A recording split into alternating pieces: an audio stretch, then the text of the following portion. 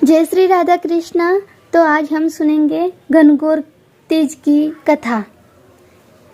एक बार भगवान शंकर तथा पार्वती जी नारद जी के साथ भ्रमण को निकले। चलते चलते वे चैत्र शुक्ल तृतीया के दिन एक गांव में पहुंच गए। उनके आगमन का समाचार सुनकर गांव की श्रेष्ठ कुलीन स्त्रियां उनके स्वागत के लिए स्वादिष्ट भोजन बनाने लगी। भोजन बनाते बनाते उन्हें काफ़ी विलंब हो गया, किंतु साधारण कुल की स्त्रियां श्रेष्ठ कुल की स्त्रियों से पहले ही थालियों में हल्दी तथा अक्षत लेकर पूजन हेतु पहुंच गई। पार्वती जी ने उनके पूजा भाव को स्वीकार करके सारा स्वाग रस उन पर छिड़क दिया। वे अटल स्वाग प्राप्ति का वरदान पाकर लौटी।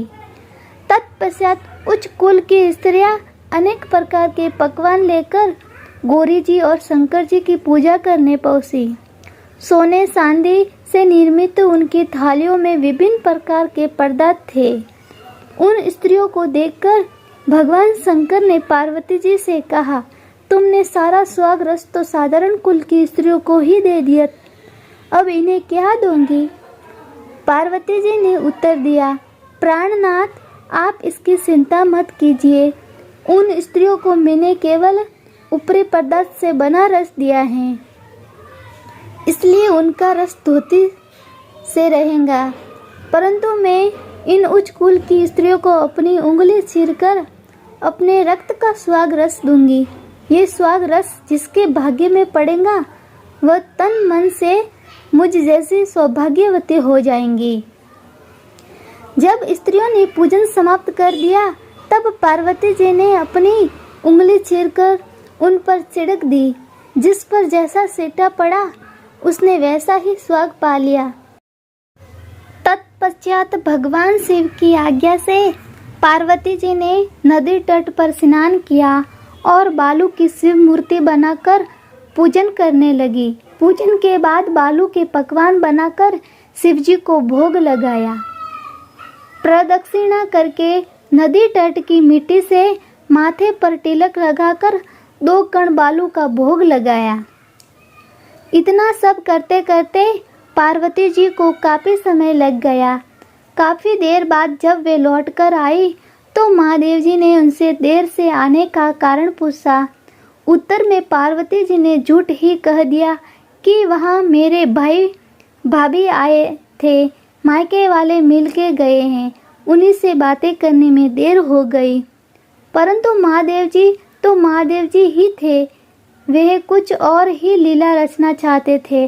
अतः उन्होंने पूछा, पार्वती, तुमने नदी के तट पर पूजन करके किस चीज का भोग लगाया था और स्वयं कौन सा प्रसाद खाया था? स्वामी, पार्वती जी ने पुनः झूठ बोल दिया, मेरी बाबज ने मुझे दूध भात खिलाया है, उसे खाकर मैं सीधे यहाँ चली आ रही हूँ। ये सुनकर शिवजी भी दूध भात खाने की लालच में नदी तट की ओर चल गए। पार्वती जी दुविधा में पड़ गई। तब उन्होंने मौन भाव से भगवान भोले शंकर का ही ध्यान किया और प्रार्थना की, हे भगवान, यदि मैं आपकी अनन्य दासी हूँ तो आप इस समय मेरी लाज रखिए। ये प्रार्थना करती हुई पार्वती जी भगवान शिव के पीछे पीछे चलती रही।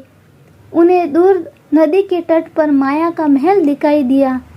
उस महल के भीतर पहुंचकर वे देखती हैं कि वहां शिवजी के साले तथा साली आदि सपरिवार उपस्थित थे। उन्होंने गौरी तथा शंकर का भाव बिना स्वागत किया। वे 2 दिनों तक वहां रहे।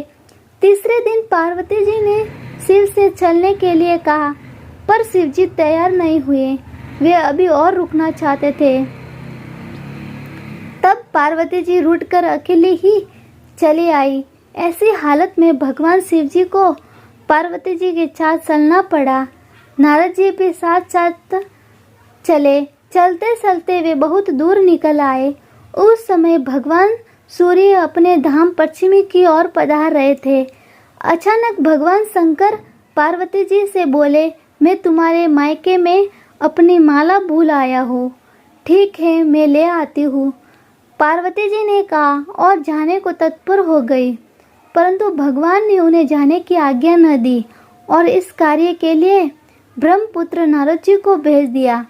परंतु वहां पहुंचने पर नारद जी को कोई महल नजर न आया। वहां तो दूर तक जंगल ही जंगल था, जिसमें हिंसक पशु विचर रहे थे।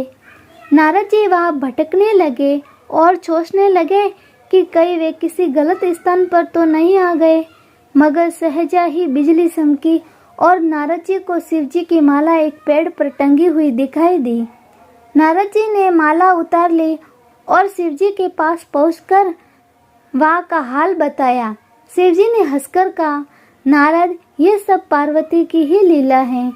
इस पर पार्वती बोली, मैं किस योग्य हूँ?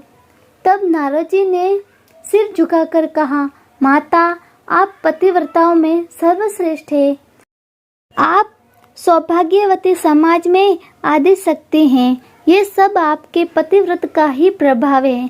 संसार की स्त्रियां आपके नाम स्मरण मात्र से ही अटल सौभाग्य प्राप्त कर सकती हैं और समस्त सिद्धियों को बना तथा मिटा सकती हैं। तब आपके लिए यह कर्म कौन सी बड़ी बात है?